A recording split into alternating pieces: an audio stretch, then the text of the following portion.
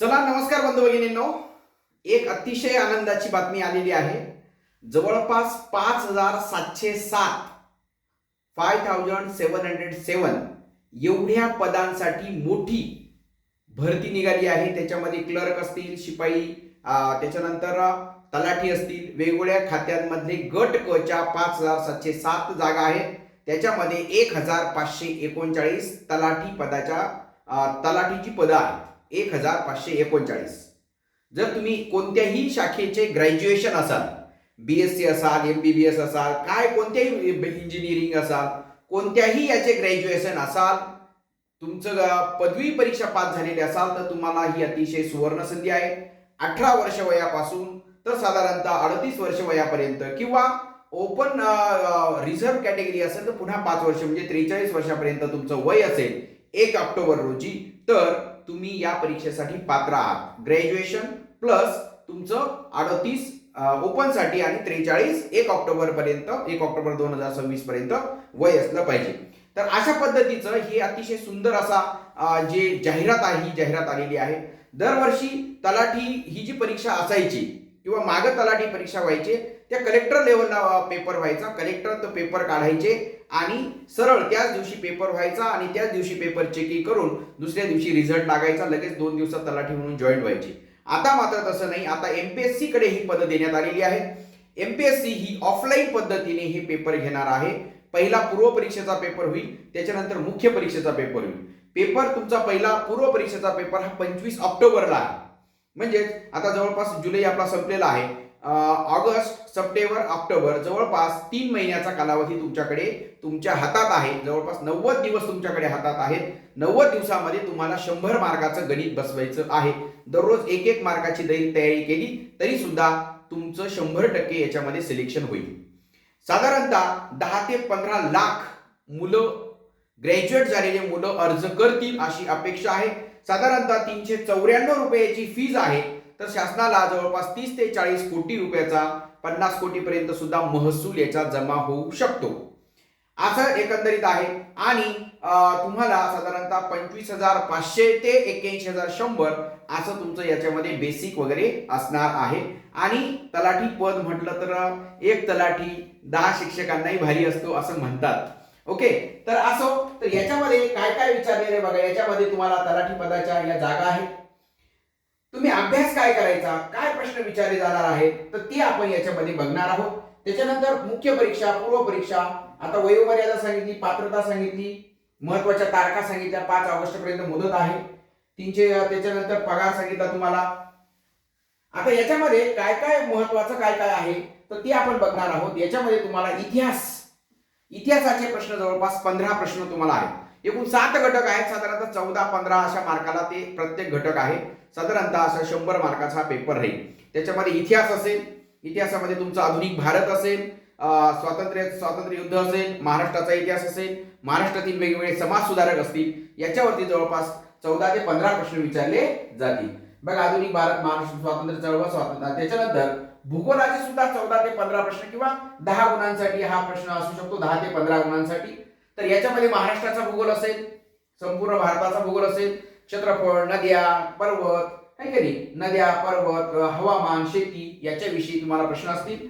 त्याच्यानंतर तुमची भारतीय अर्थव्यवस्था, आपली जी अर्थव्यवस्था आहे यालाही 13 ते 14 प्रश्न असतील.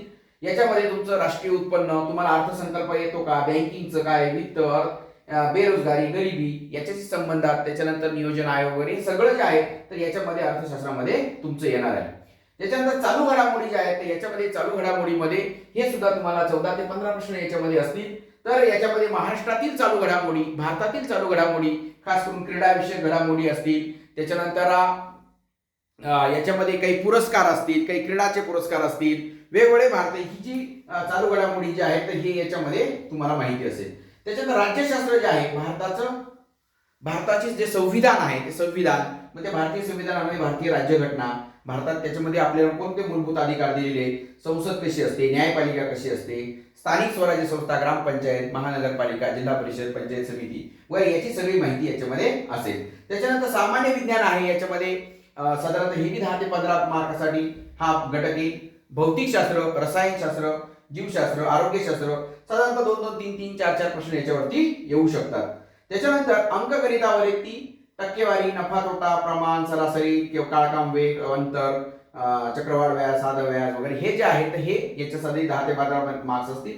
आणि बुद्धिमत्ता जे आहे तर त्याच्यामध्ये काही सिरीज असेल, पुढचं पद ओळखा, मागचं पद ओळखा, मध्ये चुकीचं पद ओळखा वगैरे, असं कोडिंग डिकोडिंग असेल, दिशा, घड्याळ दिशा, त्याच्यानंतर नातेसंबंधाचे काही प्रश्न असतील, कॅलेंडर असेल, घड्याळ असेल, वेन डायग्राम असेल, तर अशा पद्धतीचा हा जो अभ्यासक्रम आहे हा अभ्यासक्रम तुम्हाला एकूण 7 घटकांवरती इतिहास, भूगोल, विज्ञान, अर्थशास्त्र, राज्यशास्त्र, गणित, बुद्धिमत्ता, चालू घडामोडी, तर एवढे 7 घटक आहेत. या 7 घटकांसाठी बाकी काही करू नका, आपल्या सोबत राहा.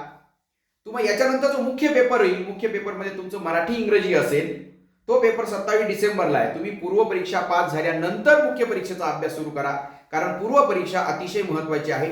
पूर्व परीक्षेमध्ये जरी 5707 पदं असेल तरी गुणिले 12 म्हणजे 12 पंचे 60,000, तर अशा पद्धतीचे एवढ्या लोकांना 60 ते 70,000 लोकांना मुख्य परीक्षेसाठी पाचारण केलं जाईल. किंवा तलाठीचे 1539 असतील तर गुणिले 12 एवढे मुख्य परीक्षेला बोलवले जातील. आणि त्याच्यामधून मुख्य परीक्षा घेतल्यानंतर मुख्य परीक्षेचे 2 पेपर असतील, एक मराठी इंग्रजीचा पेपर असेल आणि दुसरा पेपर हा जीएसचा असेल. तर जीएसचा अभ्यास आता महत्वाचा आहे, याच्यामध्ये गणित आहे. तर हा जो अभ्यास केला तरच तुम्ही मुख्य परीक्षेला पात्र व्हाल. त्याच्यामुळे सध्या मराठी इंग्रजी मागे लागू नका.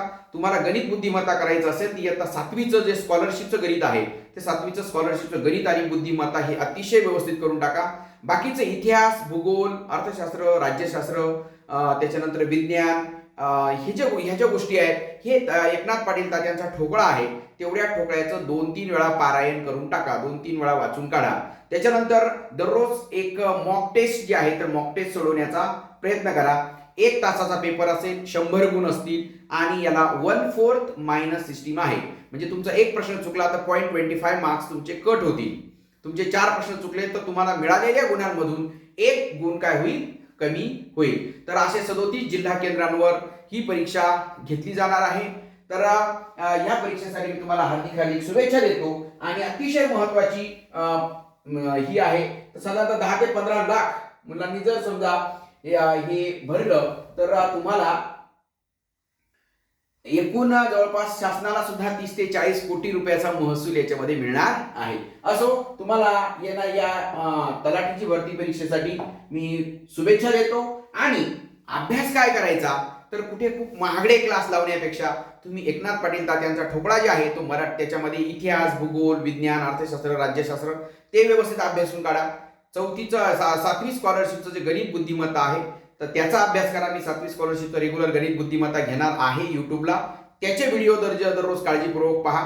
आणि गणित बुद्धिमत्ता झाल्यानंतर जो चालू घडामोडीचा जो अभ्यासक्रम आहे तर चालू घडामोडीसाठी रेग्युलर जे पेपर्स असतील ते पेपर वाचा.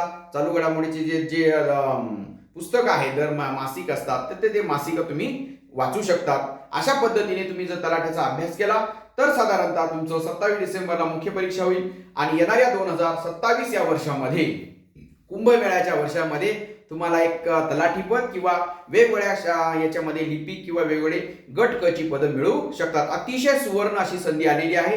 अशी संधी खूप दिवसापासून आलेली नव्हती. तर दिवस रात्र एक करा, मेहनत करा आणि या मेहनतीचं 100% तुम्हाला यश येणारच आहे. तसेच आपण बाकीचे जे विषय आहेत इतिहास, भूगोल, विज्ञान वगैरे ते देखील घेण्याचा प्रयत्न करणार आहोत. ते सुद्धा करा. परंतु तुम्ही एक तात्यांचा ठोकळा जे आहे, एकनाथ पाटील तात्यांचा ठोकळा, तो अतिशय व्यवस्थित वाचा, काळजीपूर्वक वाचा. तेवढा ठोकळा जरी व्यवस्थित केला तरी सुद्धा तुमचे जवळपास याच्यामध्ये 5 घटक क्लिअर होतात, 5 ते 6 घटक क्लिअर होतात. इतिहास, भूगोल, विज्ञान, अर्थशास्त्र, राज्यशास्त्र, चालू घडामोडीचाही बऱ्यापैकी भाग कव्हर होतो. फक्त गणिताचं 7वी स्कॉलरशिपचं 4थी किंवा 7वी स्कॉलरशिप दोन्ही घेतलं तरी चालेल. त्यांचा व्यवस्थित अभ्यास करा. म्हणजे जवळपास गणिताचे तुम्हाला 20 ते 25 प्रश्न त्याच्यामध्ये असतील. 1 तासामध्ये तुम्हाला 1 तासामध्ये 100 प्रश्न सोडवायचे आहेत. 36 गुणांसाठी 36 सेकंदासाठी 1 प्रश्न राहणार आहे. त्याच्यामुळे तुमचा स्पीड सुद्धा वाढला पाहिजे. याच्यासाठी दररोज एक टेस्ट देखील तुम्ही सोडवायची आहे. तुम्हाला येणाऱ्या परीक्षेसाठी मी शुभेच्छा देतो आणि थांबतो. All the best.